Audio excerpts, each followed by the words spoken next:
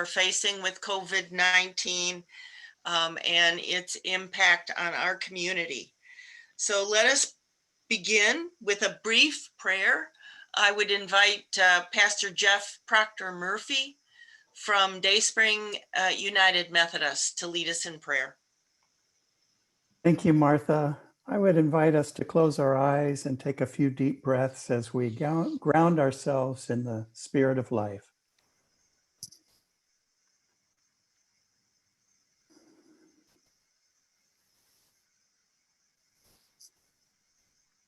O divine presence, we are grateful for life, for love, for relationships and family, and for community.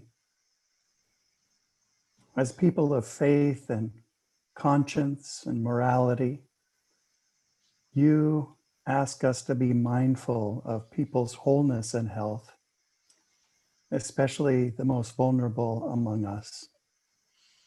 Be with us in this time as we discern ways that we can be encouraging of each other as we respond to this health crisis. All this we ask in your name, your many names, O Divine One. Amen. Amen. Thank you, Pastor Jeff. We have, as I said, a good crowd on here this morning. These are the VIP institutions that are present here. The Franciscan Renewal Center, Dayspring UMC, Desert Southwest Conference of the United Methodist Church, Cancer Support Community in Arizona, Congregation Beth Israel, Chandler United Methodist, Church of the Epiphany in Tempe, and Church of the Epiphany in Flagstaff, Crossroads UMC, the Episcopal Diocese of Arizona, Faith Lutheran Church, First Christian Church, Scottsdale, First Church, United Church of Christ, First United Methodist Church of Gilbert, a lot of firsts here, Northern Arizona Interfaith Council, Pinnacle Peak Presbyterian Church, Paradise Valley UMC, Red Mountain UMC, St. Francis Xavier, Scottsdale Unified School District and the Community Council of Scottsdale, Shepherd of the Hills UCC, the Southwest Conference of the United Church of Christ, St. Andrew's Episcopal, St. James the Apostle Episcopal, St. Matthew United Methodist Church in Mesa, Valley Unitarian Universalist Congregation, Via de Cristo, West Valley Neighborhoods Coalition, Tempe Community Christian, and St. Patrick Catholic Community, and Temple Solel. Now for the introduction of our guests. We are joined this morning by some really incredible experts, people who have substantive knowledge to share with us, and a depth of experience. And we appreciate very much their taking time out of their schedules this morning to be with us. We are going to be joined later this morning by Will Humble, who's the Executive Director of the Arizona Public Health Association. Will is spent an enormous amount of time in the public health field, including 2 decades at the Arizona Department of Health Services, where he last served as agency director from 2009 to 2015. And he is on the adjunct faculty of the U of A School of Public Health. Our presenter, another one of our presenters is Dr. Nick Staub. He is the medical epidemiologist in the Disease Control Division at the Maricopa County Department of Public Health. He is a native Phoenician. He's been an epidemiologist in the past at ADHS. He has his medical degree from the University of Southern California and is a board certified, pediatric hospitalist working at Phoenix Children's Hospital.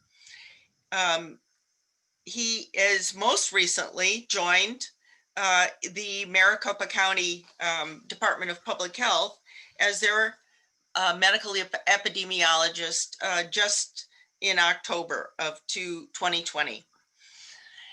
And finally, Dr. Michael White. Dr. White is the Executive Vice President and Chief Clinical Officer of Valleywise Health. And he is an interventional cardiologist and has been many years on the faculty of the medical school at Creighton University. He came to Valleywise in 2019.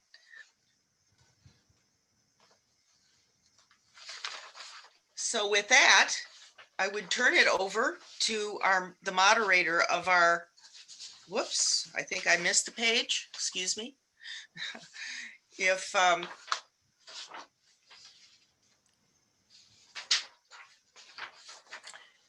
I believe this is your moment, Rock, Pastor Rock. It Sorry. is. Thank you, Deacon. So I'm just going to hopefully give us some focus for today, with our state reporting a record high of more than 12,300 new COVID-19 cases yesterday. And with 90%, that's right, 90% of our ICU beds being full, every community of faith, well, all of us, but every community of faith is being impacted by the coronavirus. Our communities are financially strained. We have COVID-19 outbreaks in our church and synagogue preschools. I have a friend that has had 3 COVID outbreaks in his church preschool. We have members who can't leave their residences, or if they are able to leave, they have to be quarantined in their apartments for 2 or even 3 weeks when they come back. We have members who are receiving food boxes for the very first time in their lives. We have members who are teachers, healthcare workers, first responders, those unsung, unseen, everyday heroes on the front lines of this war. We have funerals pending. Many of us have funerals pending for those departed loved ones who we haven't been able to memorialize virtually. We serve those coming in off the streets who have nowhere else to go. As dark as it is, this situation, unfortunately, is probably only going to get darker. And on a personal note, I have a family friend who lost both his grandfathers in different cities to COVID-19 on the same exact day this last month. And just this past week, a close friend and colleague of mine was diagnosed with COVID-19 on Friday, and we got word on Sunday that he was dead. As a network, we routinely meet with leading thinkers and experts, and we ask, how do we react and assist those who are on the margins? But the fact is, the margins are cutting deeper. The circles are getting tighter. The shadows are getting longer, and the repercussions of this pandemic are hitting harder and faster than ever before, to this point that we don't know where we're going really from week to week. We who are doing this work in our communities are coming together today to expand our collective toolboxes, because we need to know what to expect and how we should be responding to this dire situation. Again, that's only going to be more dire. And we have 3 public health experts with us today, gathered, who are best equipped to help us understand this. This is as much about our future as it is about our present circumstance. Valley Interfaith Project has played a role in this work from the beginning, and I invite you to be present to this important discussion today, mindful of the action that we're going to take collectively going forward, because every discussion, every decision we make today either lengthens or shortens the road to a successful recovery. Pastor Fremont, thank you. We can always rely on you, Pastor, to speak not only from your head, but from your heart. And we feel that it's absolutely the focus that we needed today as a community. And what a blessing for us to have Dr. Staub, Dr. White, and to soon join us, Will Humble.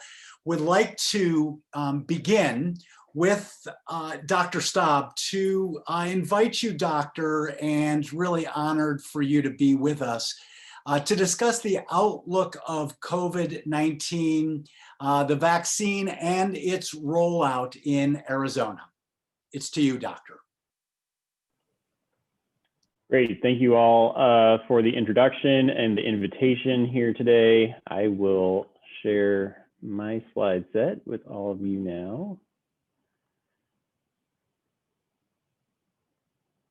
All right, I just need to.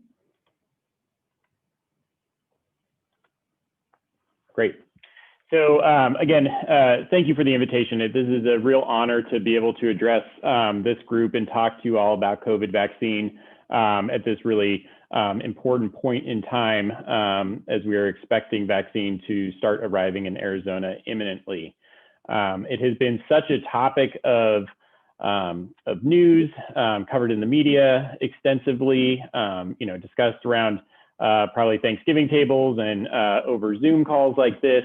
And really what we need to do, what our mission is at Maricopa County and Public Health right now, not only to plan for and administer the first phases of COVID vaccine, but to get good information out there to the community so that people can make a very informed decision for themselves about vaccinating against COVID-19. For me, as a medical expert and as an epidemiologist, I am so excited that this vaccine is here.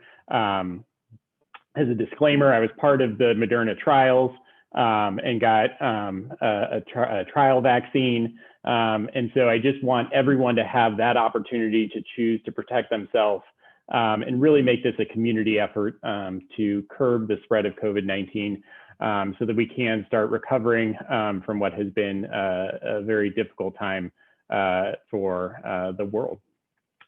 So what I'd like to do here as expeditiously as possible, because I could talk about this for hours, is to go over the current vaccines that are being considered for emergency use authorization with the FDA. Briefly talk about some of the side effects that have been reported and what some of the actual data is behind those side effects. Update this group on the timeline for arrival and the initiation of administration of vaccine, and then just to kind of give you some insight into Maricopa County's plan for that distribution. So in terms of considerations for COVID-19 vaccination, one thing that I really like to talk about when I'm talking to people about how do we communicate about COVID-19 vaccine, Operation Warp Speed has been the federal effort to streamline the development and delivery of therapeutics against COVID-19 so that we can do it as efficiently as possible. Traditionally, the way that any new therapeutic, including vaccines, comes to market and comes to the public is kind of a long, stepwise plan going through research and development, manufacturing, the U.S. Food and Drug Administration, and then the CDC before anything can actually come out to the public. So that was kind of this traditional stepwise movement.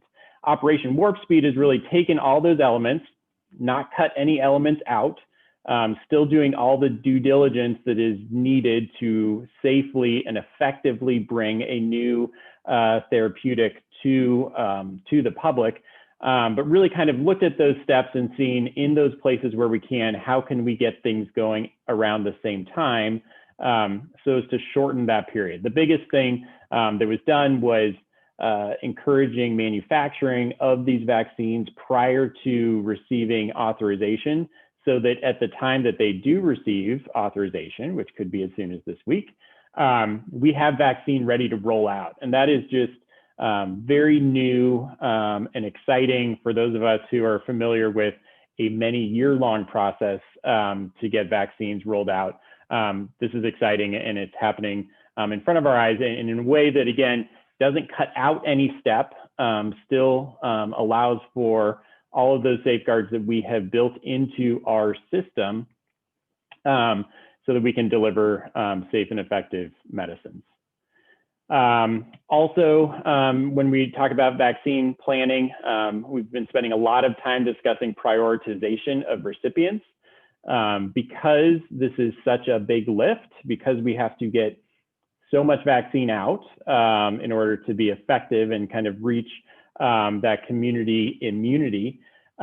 We need to be careful and thoughtful about how we initiate that process. We really have a focus on preserving our healthcare systems, which I'm glad that Dr. White is here to follow up on that, because it's so critical that as we move forward in time, that we maintain the capacity within our healthcare system to take care of not just COVID-19 patients, but patients with all sorts of other presenting illnesses and medical issues. So that's really our prioritization, and you'll see that in Maricopa County's planning and really the planning that's come from planning recommendations that have come from the federal government, we are prioritizing those frontline healthcare workers who are at greatest risk of exposure and who really we rely on for the continuity of our healthcare system. A lot of consideration is going into vaccine storage, delivery, and handling. The two leading candidates, as I will get into, have kind of some unique storage requirements that make planning for administration of this vaccine a little more complicated. And so we're thinking about that and how to deal with that on a regular basis prior to starting vaccination. And then we always want to maximize the efficiency of administration. So all eligible individuals, a large amount of the population, excluding only a few at this time, based on what we expect to come out with the EUA, are going to be ultimately eligible to receive vaccine. And we want to get that done as efficiently as possible. Again, there is a clock running. We know where those cases are going in terms of the numbers, and we want to stop this and curb it as soon as we can. So as of December 9th, today, there are 78 vaccine candidates in clinical trials. The two leading candidates that have submitted for emergency use authorization with the FDA are the Pfizer and Moderna vaccines. When an EUA is granted by the FDA, an independent council at the CDC will make recommendations on administration and then provide that information that many of you are familiar with. When you get a vaccine, you get a vaccine information statement. And that will include who is eligible to receive the vaccine, what the expected side effects may be, and then any other information you need, how to follow up, get your second dose, all that information. The CDC COVID-19 vaccination program interim playbook has been our planning guide for several months now. That planning guide was based on two proposed vaccines being made available, and as luck would have it, the planning that we've been doing for months now is related to these two vaccine candidates. So we have been planning for these particular vaccines now for months. Both of these vaccines are what are known as mRNA vaccines. This is a relatively new technology, the first of this vaccine type they will be the first of this vaccine type to receive authorization from the FDA. It's important to know that these vaccines do not contain the complete virus or the complete viral genome. It's all the viral genetic material. They do contain just a short segment of that virus, viral genetic code. And that code, when it's in the individual's body, is translated into a protein. It's the same protein that sits on the outside of the virus that our immune system recognizes when we get a natural infection. So our immune system is then able to recognize that protein and develop a immune reaction around it. That is how these vaccines work. We initially got a report from Pfizer back on October 16th that kind of talked about how they were going to go about moving their candidate through the FDA for authorization. Again, this was an important announcement that they were not going to be skipping any steps, and they were going to be taking their time to ensure that they had all the safety and efficacy data they needed to make their application to the FDA. They submitted that application back on November 20th. Included in that information at the time was that this vaccine was very effective at near 95% effective. It does require 2 doses, a minimum of 21 days apart. It does require, its storage requirement is that it be stored at -70 degrees Celsius. So that's much colder than a standard freezer. And so the storage of this vaccine, whether it's in its shipping container, which it's stored in dry ice, or moving it into an ultra low cold freezer, has certainly been one of the issues we've had to deal with in planning for administration of this vaccine. It also is being allocated in kind of minimum dose quantities of 995 doses, which again is a relatively large number of doses for most traditional vaccinators. So that has also gone into our planning for arrival of this vaccine. And I will discuss that a little bit more towards the end. The Moderna vaccine, again, also an mRNA vaccine like the Pfizer candidate. It's submitted for emergency use authorization on November 30th. Also, like Pfizer, very effective, reporting near 95% effectiveness. So we really consider these 2 vaccines to be equivalent in terms of their efficacy. Like the Pfizer vaccine, it also requires 2 doses. It has a minimum of 28 days between doses versus the Pfizer's 21. The nice thing about Moderna, it makes it a little easier in terms of planning, is that it can be stored in a standard freezer and is allocated in smaller quantities. So when we are planning for the Moderna vaccine, we're really looking at more of our traditional vaccinators being able to use this presentation. There's been a lot of concern about the side effects that are caused by any vaccine, but especially these vaccines that are being authorized for emergency use. And so I have been trying to think about and asking people what is the best way to communicate about side effects. And so I think it's really important that everyone knows that side effects are expected with any vaccination. And when the body's immune system mounts a response to a natural infection or a vaccine, there will be resultant inflammation. That inflammation can be either local or systemic. Local inflammation would be something like soreness at the site of injection, redness or swelling. Systemic inflammation includes things like fever, muscle aches, headaches. And the stronger the immune response, the more prominent the side effects. So with these 2 very effective vaccines, we know that their effectiveness is based in large part on their ability to mount an immune response.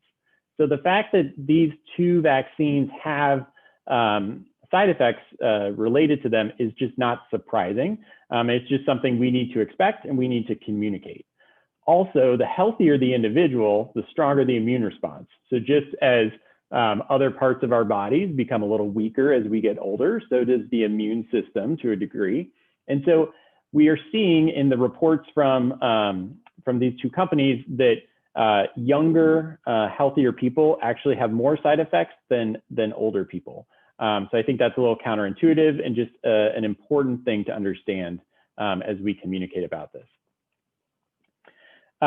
These are some preliminary data. I did just throw in some new data today here on the slide based on what came out from the FDA yesterday. And so a lot of this data is related to Pfizer, but the Moderna vaccine has a similar side effect profile. They report up to 84% of people having injection site soreness, redness, or swelling. So anyone who got their flu vaccine this year, you may remember that. And so that's kind of the side effect that they're reporting there. Fever in as much as 14%, relatively low grade. Chills and muscle aches in about 30%, 60% reporting fatigue, 50% reporting headache, and arthralgias are joint pain in about a quarter of people. Again, more common to see these side effects after that booster dose, after that second dose. And again, more common to see in the younger age groups than in older. All right, I will finish up here with just a quick review of kind of our timeline. So again, traditionally, we went through these first, second, third steps here. The first is getting that authorization application to the FDA. There will be a meeting here on December 10th by an independent review panel, the VRB-PAC.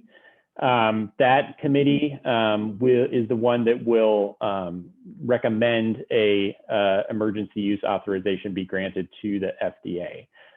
So again, we're hoping for that here on December 10th. In parallel, the Advisory Committee on Immunization Practices, this is an independent committee under the CDC. They are reviewing the EUA data and will make recommendations on who receives the vaccine and any contraindications if applicable. Based on the authorization that was provided in the UK for the Pfizer vaccine, we are expecting that children, so 16 and younger, are not going to be eligible for this vaccine under the EUA, as well as pregnant women and women who are breastfeeding. But again, the ACIP will meet and give a full list of any contraindications once that EUA is granted. They have been meeting already and have a meeting on Friday and Sunday planned to kind of wrap up their recommendations ahead of this EUA. And then here in Arizona, the Arizona VAPAC is a group at the Arizona Department of Health Services, again, comprised of many different representatives from around the state. They review those ACIP recommendations and make recommendations for our states. Independently, there's a task force of health systems, health system representatives, and Maricopa has its own version of VAPAC that makes local recommendations for Maricopa County. Again, because of the unique characteristics of the Pfizer vaccine, it's ultra low cold storage, and the number of vaccines that are initially allocated. We are planning that in phase 1A, we are going to use 5 regional points of dispensing. They're located at some healthcare sites, as well as Arizona Fairgrounds, Chandler Gilbert College, and Honor Health Corporate Center. In phase 1A, we are focusing, as are the recommendations from ACIP, on frontline healthcare workers. These are defined as paid and unpaid persons serving in healthcare settings who have the potential for direct or indirect exposure to COVID. This includes emergency medical services. It also includes long-term care staff as well as residents. And these individuals will go through a screening process and then be eligible for the phase 1A vaccination at those regional pods. It's important to note that these individuals are not necessarily healthcare professionals, as is kind of, but anyone who's working in a healthcare setting for potential to exposure. The prioritization within 1A is really based on what that exposure is, and that the screening tool that will kind of provide that works on kind of sub-prioritizing that exposure in the event that we don't have are not allocated enough doses of vaccine to reach everyone in 1A at one time. So again, we're continuing to work on prioritization and continuing to define these populations and need to communicate this so that everyone knows if they are not eligible and when. Following 1A, the next phase will be 1B. This includes any individuals, healthcare that were not vaccinated in 1A. Also includes high-risk individuals, both by age and underlying health conditions, as well as other essential workers. And so we are currently working in Maricopa County to define that. Again, it will be based on risk of exposure and how a person is described as essential. So we are working on that. It's a little complicated to say the least, and we want to make sure that we do a really good job of describing that and prioritizing it. As with each phase, you get a larger population that's eligible for vaccine, and we want to make sure that everyone is able to equitably and efficiently be vaccinated. Some of these populations will be able to self-vaccinate, meaning they may be a healthcare system that has occupational health or some other mode of delivering vaccine. Again, we are expecting more vaccine to be available in phase 1B, and we'll be able to use more of that Moderna presentation, which is relatively easier to distribute. That's my contact information.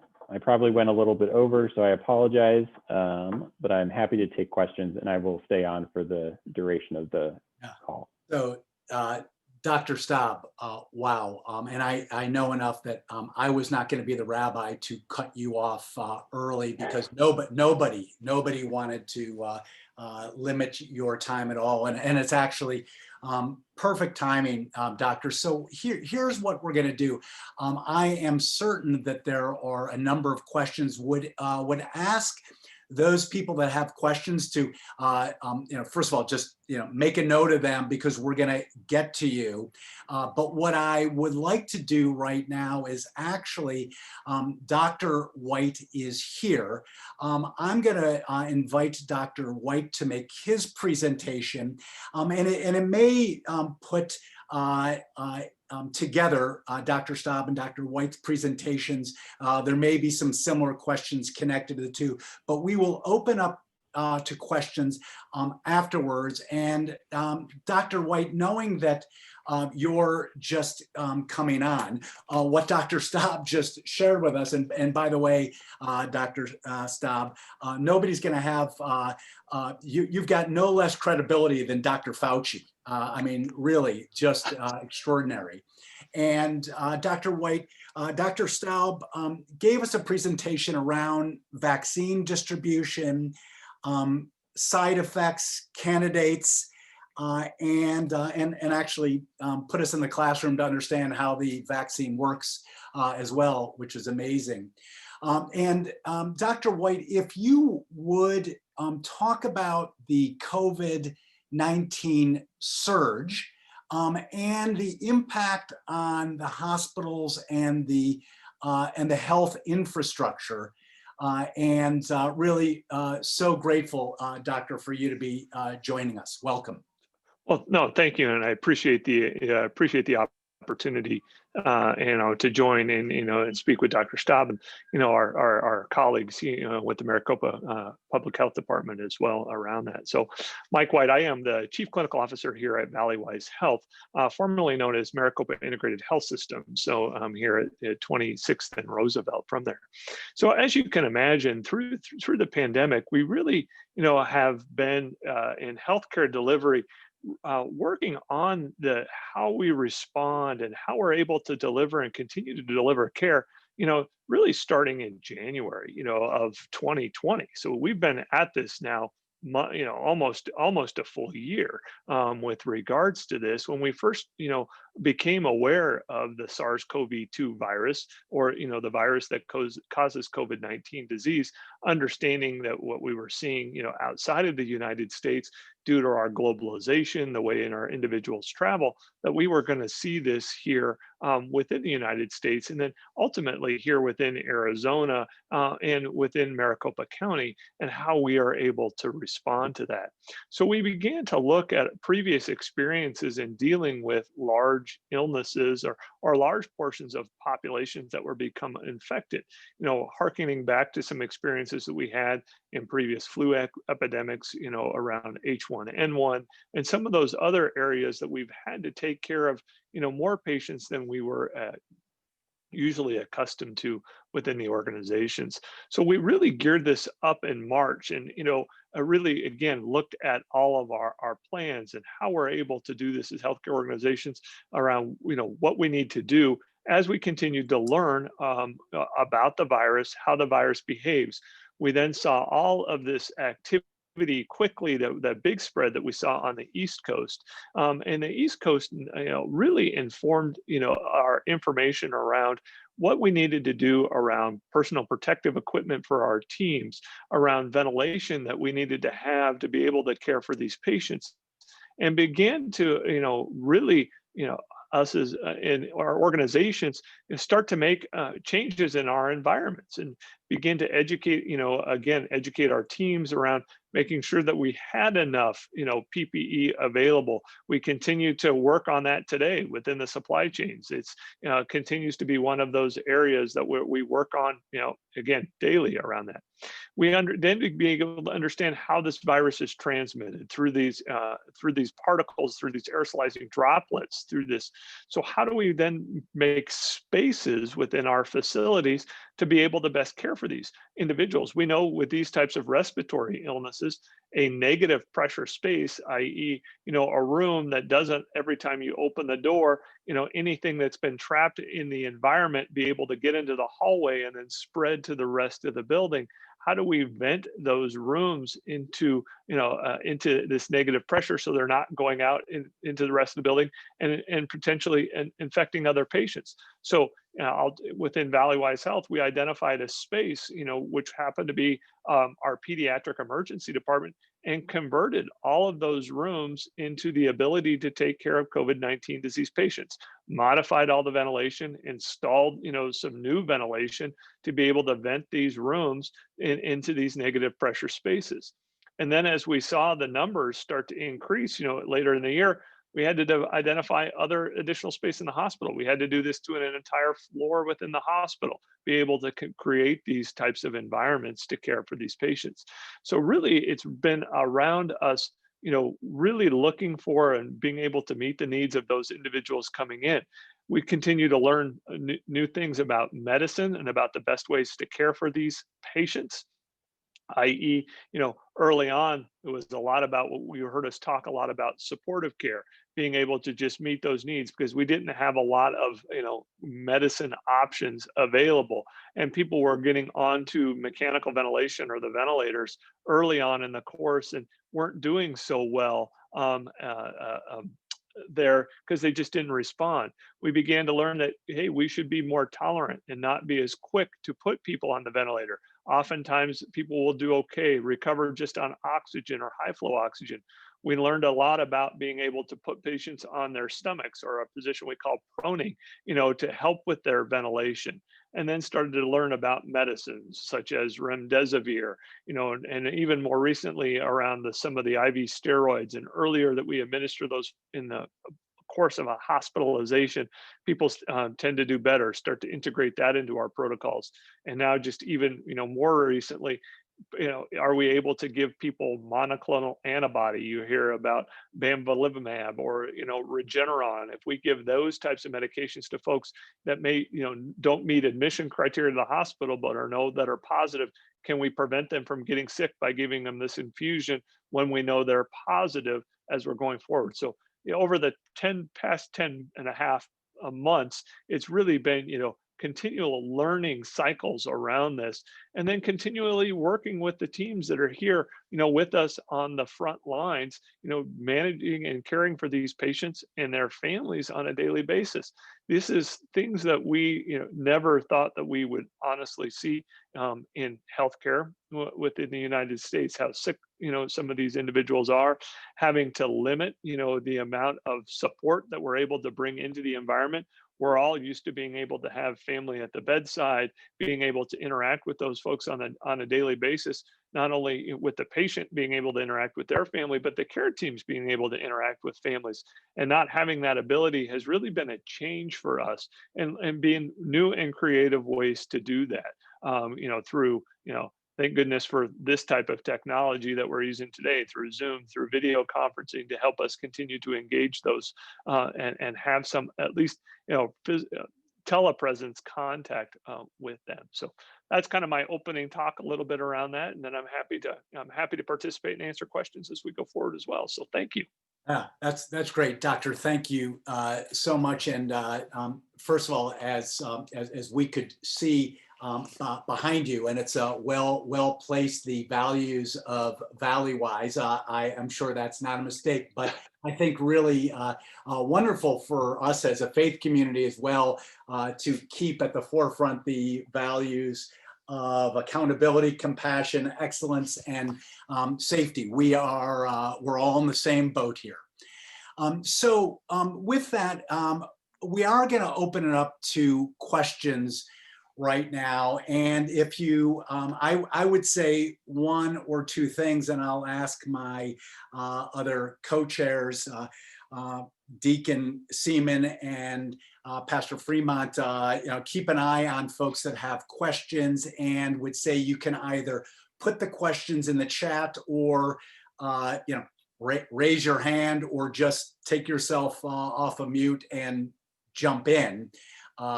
That third alternative probably was a mistake. But I do have a question to start out with, and I think, Dr. Staub, this may be directed to you initially, but Dr. White, don't hesitate to respond as well. So the question comes from Pastor Nottbaum, who's asking about, are there long-term side effects associated with the vaccine, and how are those studied?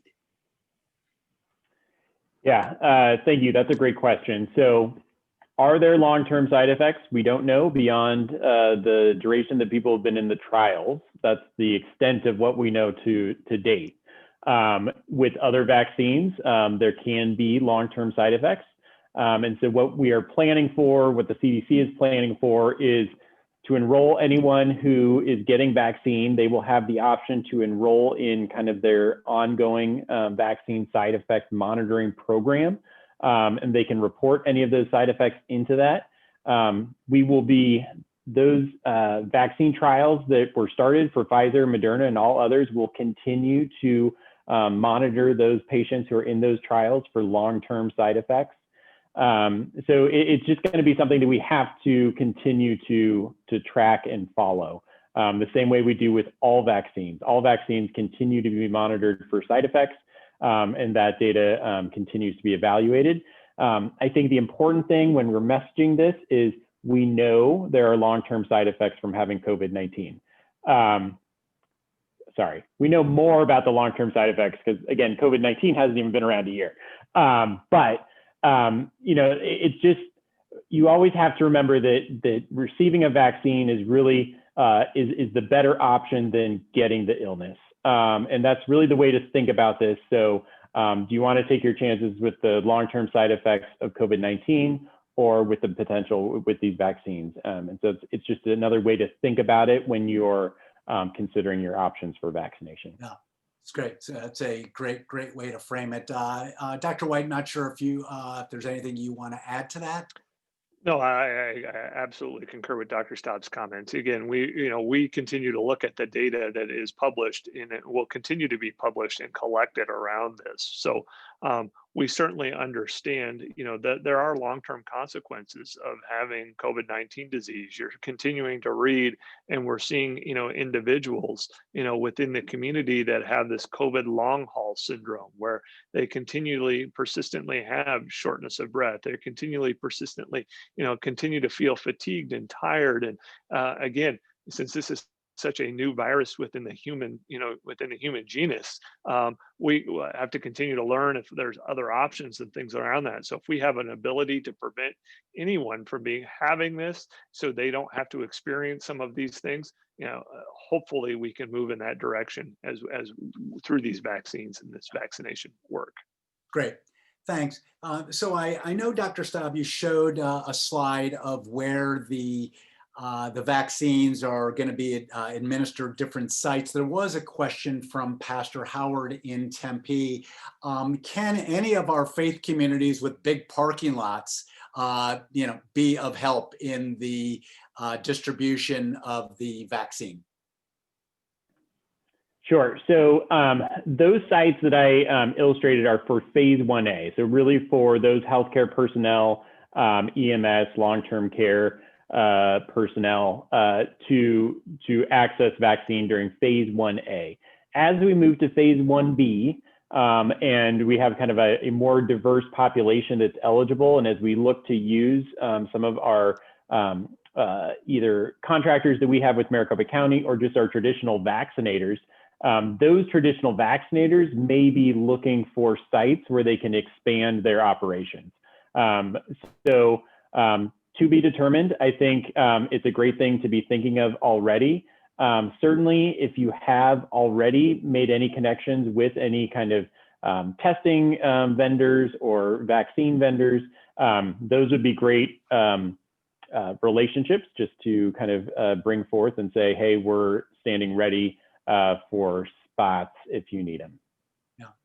Yeah, that's great. Well, maybe you can help make some introductions to us to some of those vendors so that we can meaningfully volunteer as the Valley Interfaith Project will be a partner to just make this as successful as possible.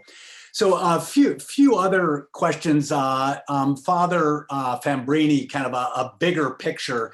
And I must say, as tomorrow night's the first night of Hanukkah, that miracles are not lost on us. The question being, do you envision that this new process of vaccine development as the model for the future? Bigger picture. I don't know if you want to answer that, Mike. I'm sitting here pondering on that question a little bit around it.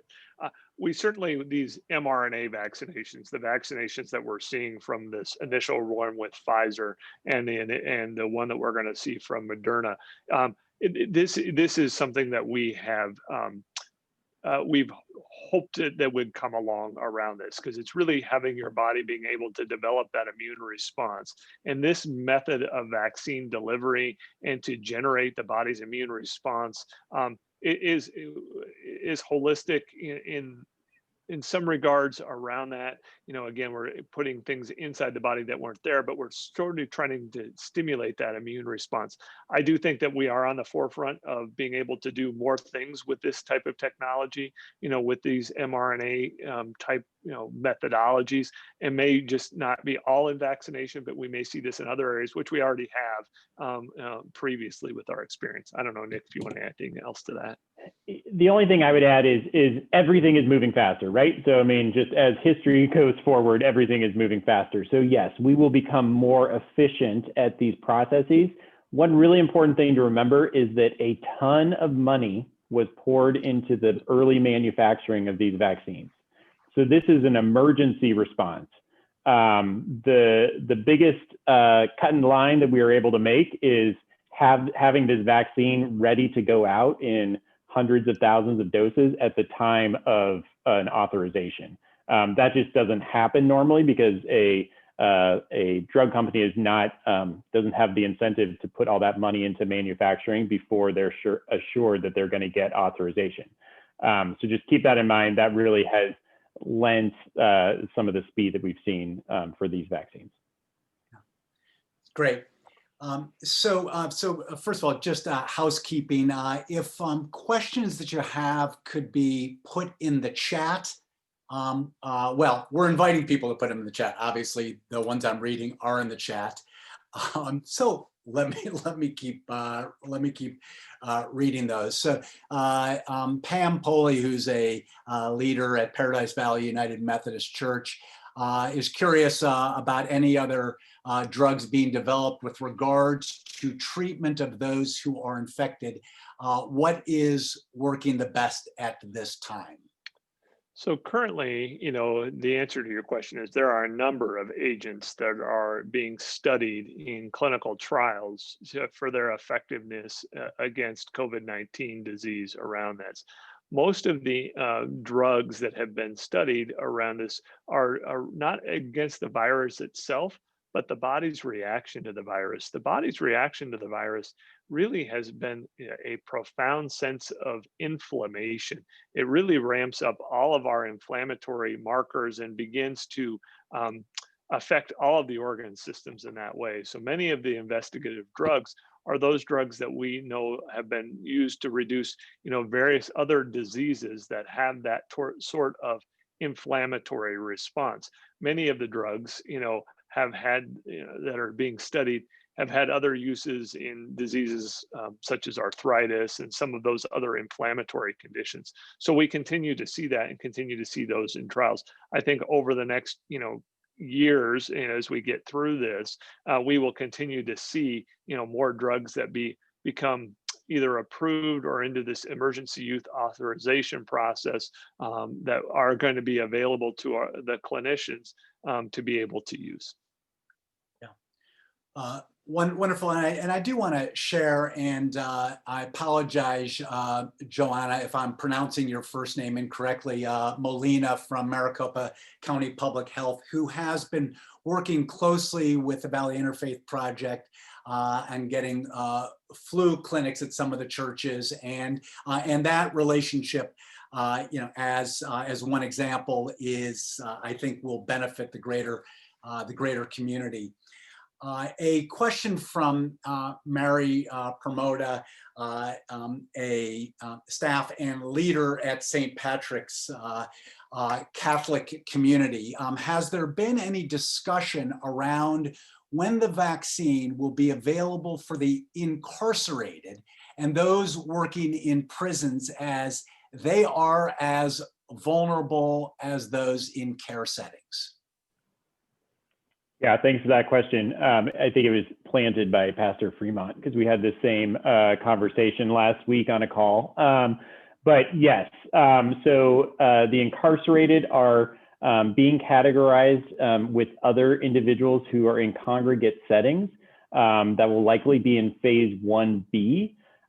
If you are a healthcare worker in any kind of jail or prison setting, you would be prioritized in phase 1A with other healthcare personnel. But for those who are incarcerated themselves, they will likely be in 1B with other congregate settings. Yeah. Great, thanks. So Ann Wallach is asking a question that I know most of us are wondering about as well. Can you guess how much time there will be between 1A and 1B? No, I can't guess. The situation is fluid, is what I'd like to say. Again, we are in close discussions both with the state and with other counties. As much as possible, we would like the state of Arizona to move forward in this vaccine effort together. However, our counties are very different. Maricopa County and Pima counties have significantly larger populations than the rest of the counties. And so, again, we're trying to just in communication and in what level of vaccination you're able to reach in each of these phases. We'll continue to communicate that and move forward. What we want to do is try, as I said earlier, is get this vaccine out as efficiently as possible. We don't want to be sitting on a stockpile of vaccine. So our effort is to do that. Yeah. And if I could ask, connected to that, this is from Ann Sheehan. With unique populations such as Native Americans and African Americans who have suffered more from COVID-19, will they be extended priority? That's a great question. Certainly, I had a talk just yesterday with the One Health Symposium, which is offered by TGen up north. And we were talking about race and ethnicity and those how those play into as increased risk factors for severe disease with COVID-19. So I think what our effort is going to be, and what I've heard kind of more broadly, is that the prioritization in those groups is really going to be a focus on communication and trying to make sure that all of those that those groups know when and where they can access vaccine. The individual prioritization that I have seen so far has been based on age and underlying health conditions, and not those other ethnicity or race classifications. Yeah, Dr. White, do you want to speak to that as well? No, it's exactly. I was just going to share the same thing that Dr. Staub shared around that. The way that we've seen the allocation, the methodologies that have been, discussed by the CDC, and then here again locally at the state and the county level, have been around those age demographics at higher risk, those greater than 65, those that have multiple medical comorbidities around it, and likely most of the prioritization is going to be based on those factors and not race and ethnicity. Yeah. Dr. White, Deacon Seaman is asking, could you address capacity concerns for hospitals and the sufficiency of the excess capacity potentially at St. Luke? I can address this. I can address the top one. The second one, I will probably dance a little bit around. So I'll just be frank and honest about it there. Certainly, we are all concerned around, the number of positive cases that we're seeing within the state, within Maricopa County around it, because we know that these are what we call leading indicators. We know that positive test results, as we start to see these numbers start to increase, we will start to see hospitalizations follow sometimes between 8 to 10 to 14 days later around it, as people, may start to feel mildly symptomatic, test positive, but really start to have some of the more critical illness and the needs for hospitalization, subsequently from that and from that particular time period. Our largest in the health system's concern is really, not so much on the physical space. I think all of the health systems early on in the pandemic, when Governor Ducey asked us to evaluate our ability to increase our capacity to 125% and then 150% of our licensed beds to do this, all of us have that ability to generate those physical spaces. Our concern, and I'll speak somewhat for my other CMO colleagues across the valley, our concern really is around having the qualified personnel to be able to effectively care for patients. And the physical space, is somewhat of a concern, but it's really the actual staff and ability to have the caregivers available for those patients if we're able to put them into a physical bed. That ultimately is going to be our biggest challenge if we see a large number of people. It's not the physical space. St. Luke's, in the St. Luke's remodel or reactivation of that St. Luke's space certainly has its merits and certainly has some positive aspects to it. But again, one of the largest concerns that, I've had around that, again, to operate it requires a large staff of individuals and a large staff of people. And those just continue to be a very, very finite resource for us here within the state of Arizona.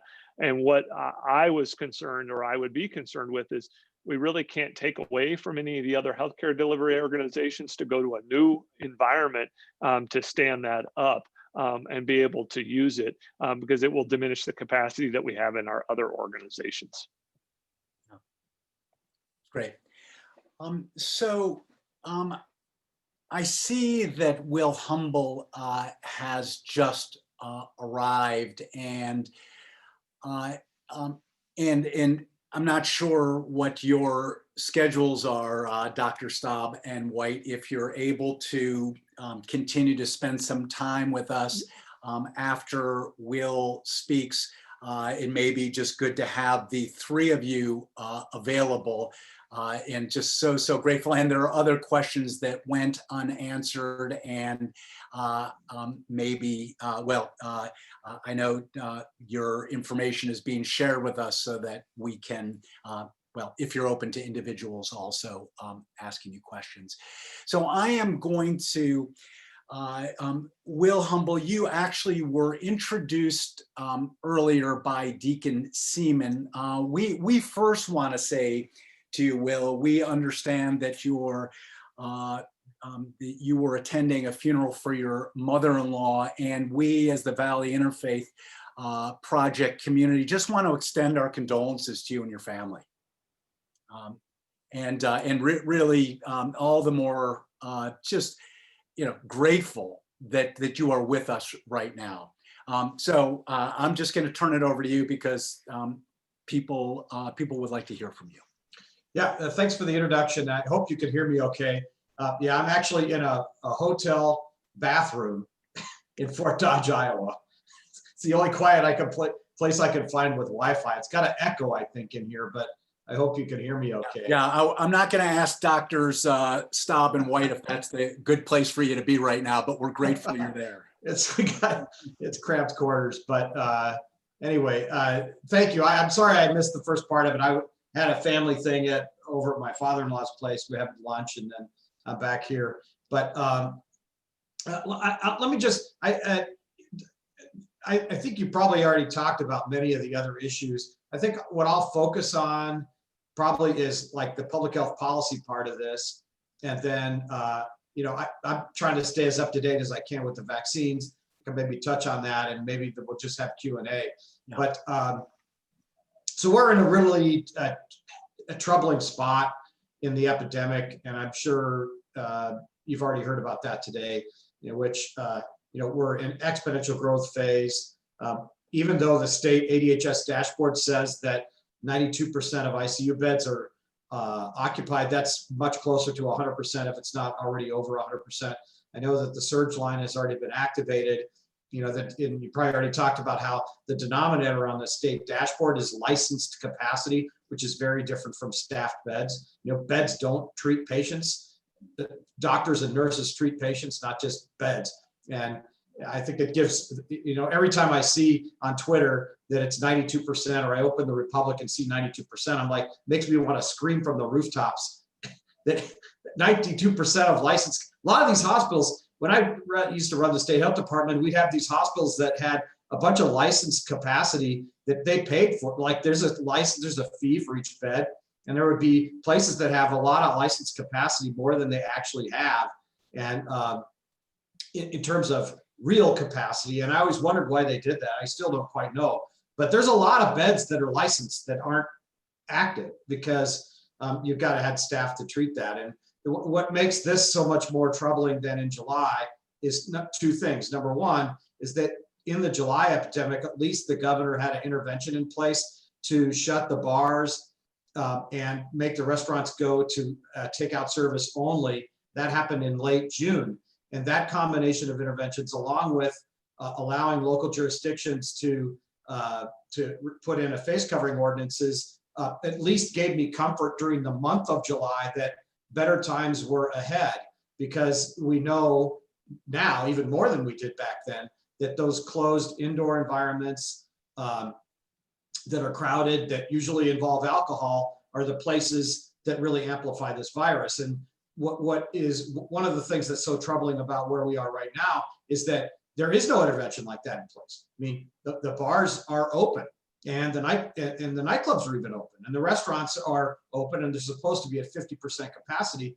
But one of the things that has troubled me for many weeks, actually months now, is that there's not a meaningful compliance and enforcement system of the existing mitigation measures of the bars, restaurants, and nightclubs. I mean, I'll give you one statistic, and this tells it all, that there are tens of thousands of restaurants and bars that are supposed to have mitigation measures in place. And yet the state health department has issued 11 compliance orders in the last 3 months. So is that, I mean, any of you can go around anywhere in your neighborhoods and look at what's going on weekends and you'll see that it's the exception that you'll see something that a restaurant that's actually at 50% of their capacity. And you probably don't go into bars, but you can look at the parking lot and see what's happening. So it's been troubling to me that we haven't had an enforcement system in place, and it's doable. I mean, what I've been advocating for is to move the food safety workforce. They're called sanitarians. So the people who go out and do the inspections of the restaurants and bars and stuff on a routine basis, and look at the dumpster lid and make sure that the walk-in freezers or refrigerators are cold and the steam table's hot, and they'll put them on 100% COVID detail for the next 3 or 4 months, and put businesses on notice that if they break their attestations that they made when they reopened, that they're jeopardizing a civil money penalty or even closing out of their food establishment license. That's something that could have been done, with contracts with the county health departments and an executive order allowing the counties to revoke those attestations. But sadly, that was never done. And so now we're in a situation where bars and restaurants are open, nightclubs are even open. The statewide face covering mandate focusing on businesses is not in place. And we're heading into what's already the normal busy season for hospitals. We have a cyclical pattern in our hospital system in Arizona, and the low point is always June and July. So we had that worked to our benefit during the July surge. December is much higher than July, and January is the highest month by far of any month of the entire year. So while December looks very grim, January looks even worse. And at least I've been trying not to be a gloom and doom kind of guy throughout this pandemic. I've tried to be really objective, but I don't see much, at least on the epidemiology and hospital capacity side, to be optimistic about, given the fact that I don't see that there's any political will, or that the governor's willing to use any of his political capital to implement some of these measures that, while it will not change the trajectory in December, at least if we were to close the bars now, it would bring us out of this earlier in January. But I just don't see that happening. And that's what makes me so concerned about that piece of this. On the other hand, like the old saying goes, it's always darkest before the dawn. Now you have the Pfizer vaccine being reviewed by the FDA tomorrow, and probably given emergency use authorization on Friday, if not Thursday afternoon, and shipments probably in jet aircraft to Arizona and the other states of the Pfizer vaccine, probably over the weekend and into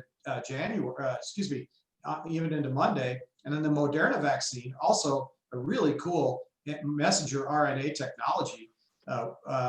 Also, the Pfizer is too. That's a week behind. So they're going to have their review on December 17th.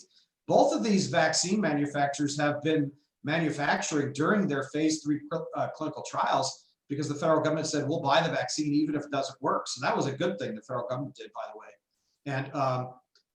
And so we probably have a couple 100,000, maybe even 300,000 doses in hand before the end of the month. And so that's why it's kind of ironic when you think about what's going on, is we're about to face, and we're already facing, the grimmest time in this pandemic. And at the same time, there's this real optimism, especially over the Pfizer and Moderna vaccine. There's a little bit, I think there's more rumblings about the AstraZeneca vaccine.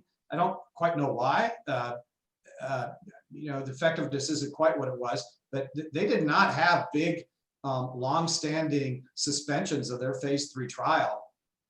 They had a couple times AstraZeneca was delayed. That's a good indication that adverse events are not a factor.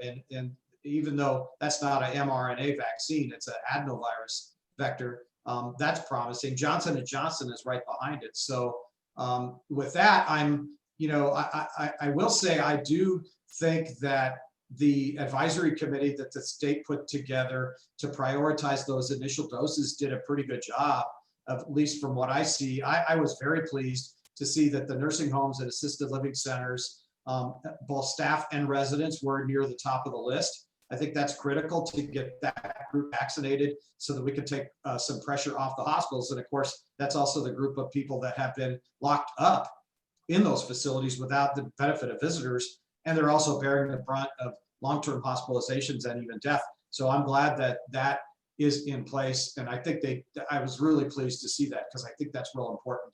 Now, execution wise, I hope it follows through. I have to be honest, I don't see the Pfizer being, if it was me, I would be focusing the assisted living and skilled nursing on the Moderna vaccine, because it doesn't have the stringent cold chain requirements, and you don't have to deliver 1,000 doses or close to 1,000 doses in short order on the Moderna. So it seems to me the Pfizer vaccine is more conducive to mass vaccination clinics of healthcare workers, ICU trained nurses, and the like. Whereas the Moderna looks to me like that's the one I'd be using for nursing homes, and it's only a week behind Pfizer. So great, I think, terrific hope with respect to the vaccine, and yet this grim situation that we are facing now and is going to continue to get worse. And I just really feel for our healthcare workers, respiratory therapists, all the way up to physicians, and then the people who are sick now are going to be, if you get sick today, probably about 8 days is when you be sick enough to be hospitalized. And I just feel for those people and their family members, because it's not going to be a pretty scene. And I seriously, and I'd be curious, I don't know if I can ask a question, but I mean, Dr. White, are you guys like, have you perhaps like called together the ethics review teams at Valleywise? And I mean, it's a real thing. I mean, there's going to have to be some ethical decisions, I think, being made in the coming weeks. So with that, I'll just stop, and maybe we could go to Q&A. Or That's good. Well, you've I'll answer Will's question. Yeah, the answer to your question is yes. Actually, we did it in March. We pulled it together, had that group review all of our principles and standards around those types of decisions. And actually, they met again last week, to refine it and make sure that, with all of our new learnings, that we're prepared if we have to go around that. So unfortunately, the answer to your question is yes. We've dusted. It's ready to go. I hope not to have to use it, but it's absolutely ready to go. Yeah, thanks, Dr. White, and Will, thanks for kicking off the Q&A. 100% appropriate. There is a follow-up, Will, that we asked Dr. Staub and White regarding vaccines in the prisons and in jails, just populations that the Valley Interfaith Project has been working very closely with. Can you weigh in on that? Yeah, so I think both the National Academy of Science, Medicine, and Engineering and the ACIP hasn't weighed in that deeply yet. But I do think at the state level, I think, maybe someone correct me if I'm wrong, but I believe that institutional settings were in phase 2A. It might be phase 2B, but I think it's right at the beginning of phase 2. So I think that's in there. And I was kind of surprised to see that, but I do think it's definitely necessary. I mean, those congregate settings are real important. And by the way, there's been a lack of testing in those facilities for the entire pandemic, and so the epidemiology is really unclear about. I think it's grossly underestimated at what we've seen within the correctional settings. But have you checked? I have it up on my blog. I just don't quite remember whether, I'll go look at what the state put that in. I didn't raise any alarm bells with me. Yeah, Dr. Staub, go ahead. Yeah, so phase 1B, so that phase following 1A includes individuals in congregate settings. And so in Maricopa County, we're considering incarcerated individuals in phase 1B. There was a question in the chat that goes along with this as well, and that's whether they would be required to be vaccinated. And our understanding is that under emergency use authorization, it really is not, you cannot require somebody to take the vaccine. They will still have to be consented to be vaccinated. However, there is some talk that it could be a condition of employment, but not mandated that somebody receive it. So there's a lot of nuances there. Actually, the public health law group out at ASU has been very helpful in kind of looking at the law and helping us determine how to approach those subjects. Great. Thank you. So I am, just as we're wrapping up questions, and then we may just do some internal Valley Interfaith Project business before we conclude. I'm going to actually, Joe Rubio, I know you've been paying, and Jason paying close attention to the questions in the chat. Is there one in particular that you want to put forward before we wrap up the questions? Yeah, so actually, I am going to just ask this, and actually any of the three of you, and I know that there are other questions that people want to ask. Before we leave Dr. Staub, Dr. White, Will Humble, for the Valley Interfaith Project, in working together with each of you and agencies, are there 2 or 3 things that the state can be doing right now, connected, yes, to mitigation, but we know that because of the dire economic impact of those that are looking at eviction at the end of December, and money available to, again, just to help before people get this vaccine, what can be done? And just in a nutshell, anything that any of you can recommend us working in partnership would be grateful for. Yeah, I'd be happy to kick that off. So I think you mentioned a couple things that are really important here on safety net. So one is the eviction moratorium, which is about to end. That housing crisis has really profound public health implications with the social determinants of health. And so I think using CARES Act money or policy interventions to extend or intervene in that area is really important. A second is, I think we have no option at this point but to continue to urge the governor to at least shut the bars for a 6-week period and have the restaurants go to takeout service only. But that needs to be along with an improvement in the state unemployment insurance system, because it's a public health issue. When you shut the bars, there's people that work there. When you shut restaurants, there's people that work there. You make restaurants go to takeout. That has a profound public health impact. There is CARES Act money available for these 2 interventions. And yet there hasn't been the political will to use that money. In fact, I'll just be honest with you. I read a piece in the Capital Times a couple of weeks ago that the governor had backfilled $400 million of CARES Act money to state agency budgets in order to protect the rainy day fund or the state agency budget or the state general fund. So I would say interventions along the line of unemployment insurance and eviction on one hand, and then in terms of the virus itself, suspending the bars and having restaurants go back to takeout. But I do not support a full-on stay-at-home order, the likes of which we had in April. I think the collateral damage for that is too great.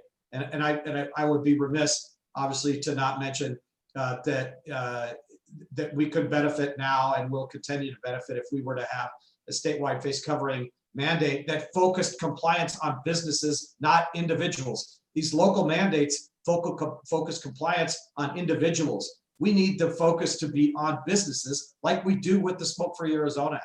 Yeah. So I'll stop talking, but those are the things that come to mind for me. Yeah, and I do, and Joanna Molina, thank you for making clear the resources that Maricopa County has regarding some of this as well.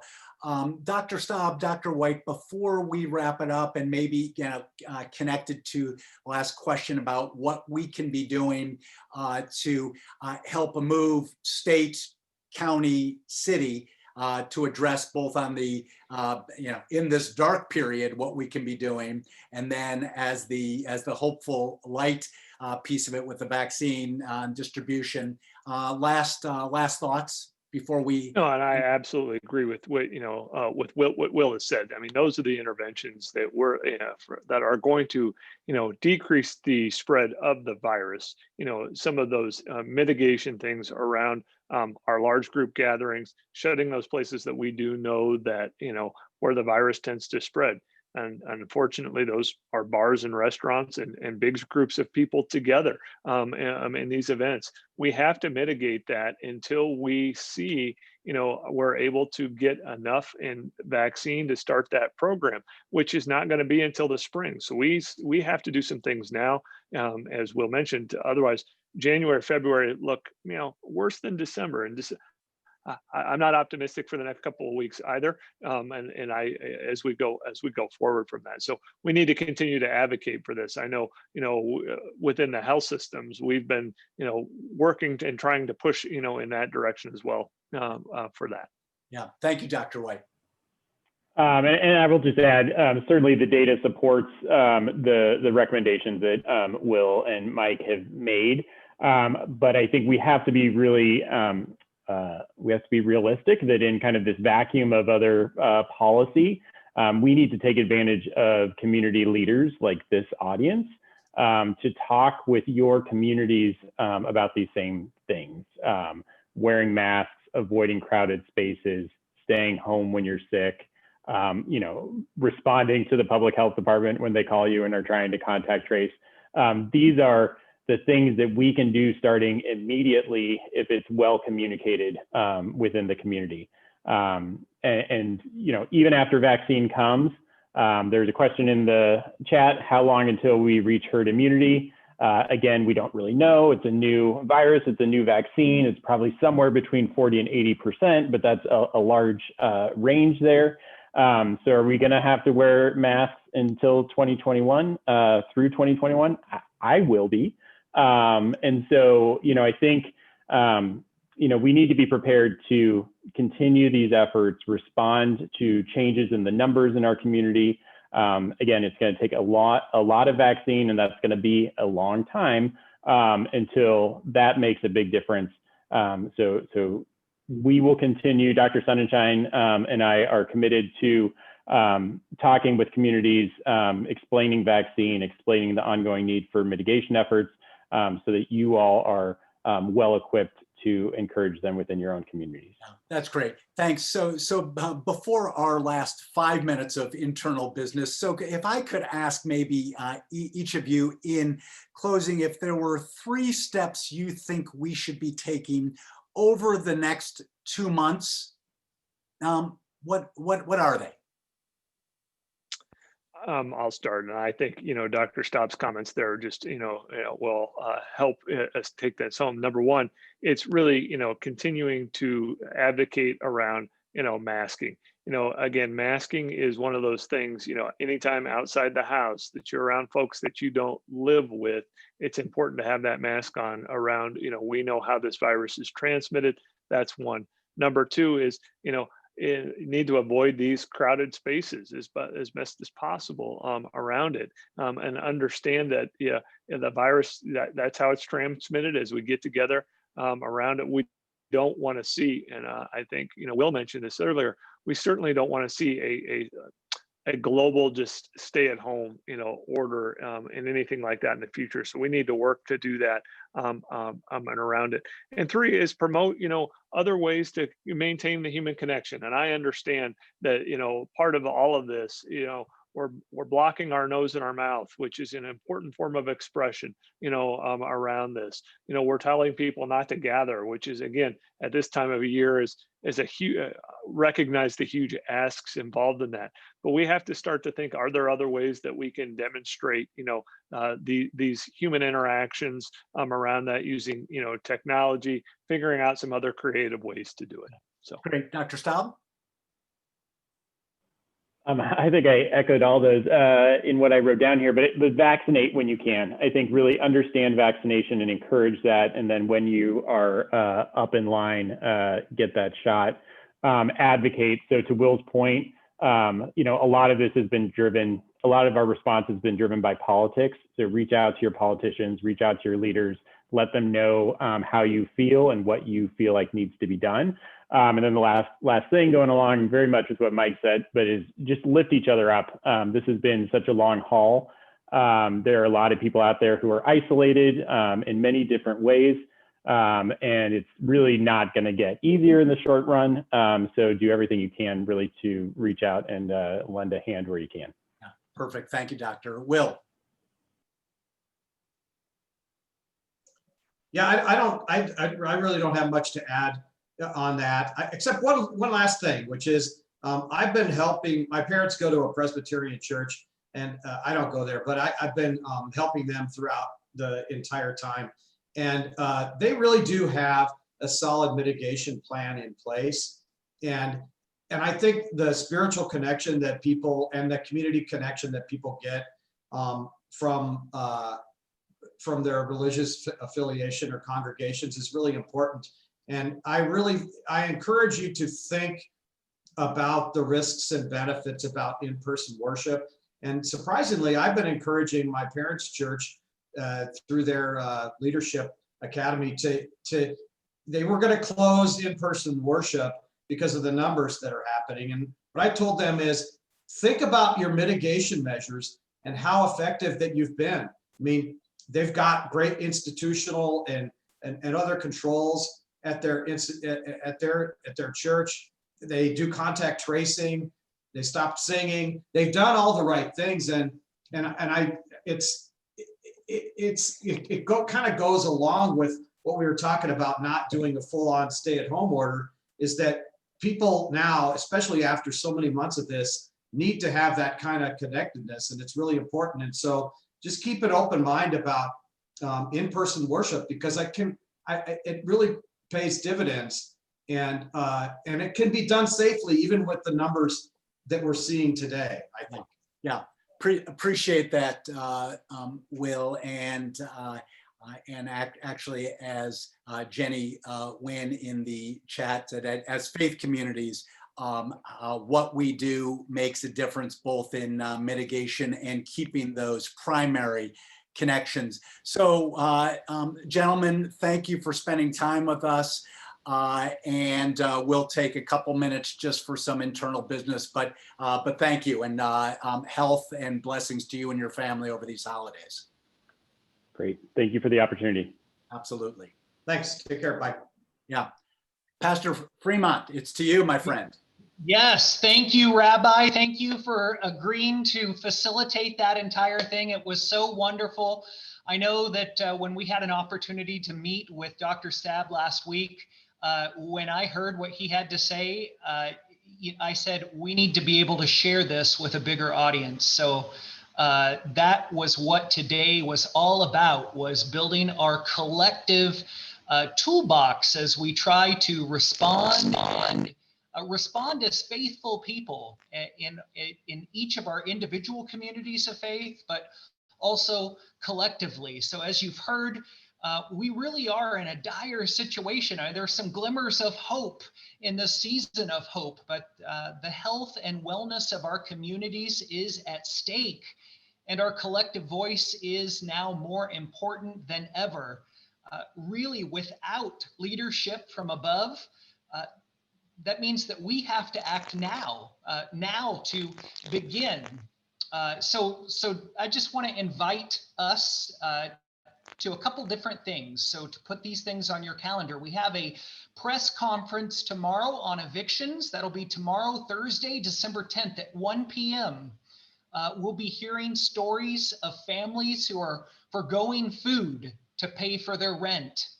Even at the CDC's eviction moratorium, many families already have eviction notices for before the month's end.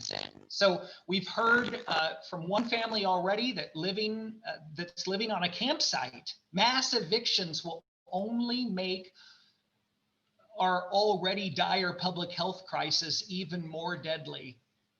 This is a crisis we can avert together. So join us tomorrow on that call with our elected officials. to act, to protect, to save lives. So be on the lookout for emails. We also have January, our leaders meeting that will be January 14th. So if you are a leader in your faith community, we really want to make that invite to you. So it's January 14th, 6:30 p.m. Our work will continue into the new year as we've learned about the rollout of the vaccines. So come and join us to reflect and to chart for a new year, January 14th, to see where we are and really, frankly, where we need to go. So please watch your email inbox for these two gatherings and others in the upcoming weeks and days. So just a quick evaluation here as we wrap up right on time. So I'm just going to call on a few people to get your evaluation, just to get a first reaction. Is Father Hunter with us? I thought I saw his name. Just a quick reaction on our conversation today.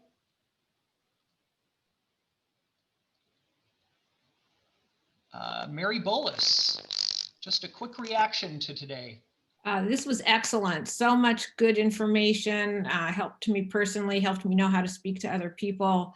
I'm particularly taken with the difference between licensed bed availability and real availability. It makes it that much more stark. But I also think the encouraging us to reach out to politicians now, we really can't wait to share our concerns. So I'm going to do, I see all kinds of names that I recognize. So Elaine Pope, would you be willing to just share with us a brief reaction to our conversation today? It's good to see you. Hopefully hear you. Okay, Katrina Abrams, are you with us? Yes. Hi, I'm here.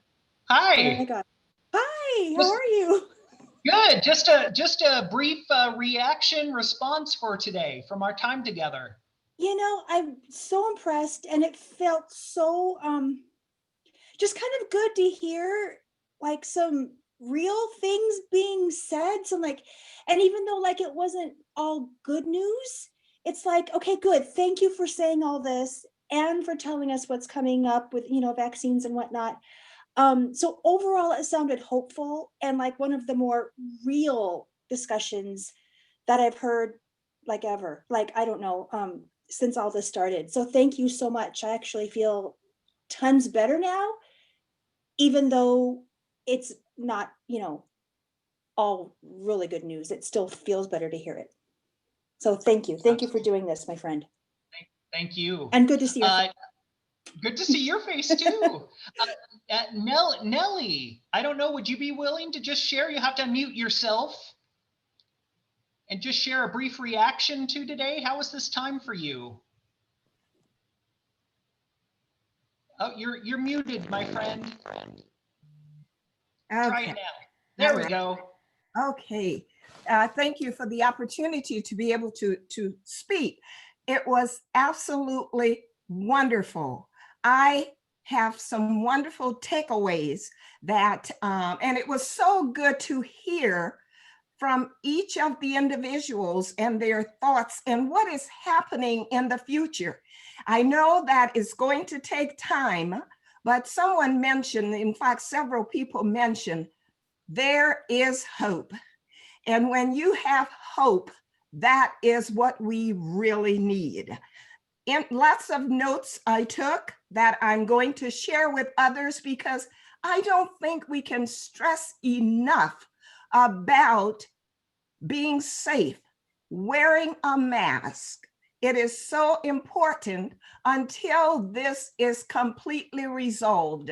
And it's going to take time, but we have to be a part of this. And it's not just us, it's everyone.